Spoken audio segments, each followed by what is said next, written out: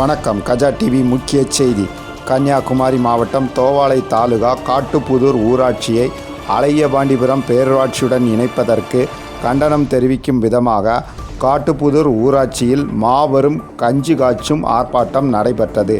இந்த ஆர்ப்பாட்டத்திற்கு முன்னாள் அமைச்சரும் அஇஅதிமுக கன்னியாகுமரி கிழக்கு மாவட்ட கழகச் செயலாளரும் கன்னியாகுமரி சட்டமன்ற உறுப்பினர் தளவாய் சுந்தரம் அவர்கள் கலந்து கொண்டு கஞ்சி காய்ச்சும் போராட்டத்தை தொடங்கி வைத்து கண்டன உரை ஆற்றினார். இந்த போராட்டத்தில் மாநில, மாவட்ட, ஒன்றிய, பேரூர் கிளை கழக நிர்வாகிகள் மற்றும் பொதுமக்கள் கலந்து கொண்டனர்.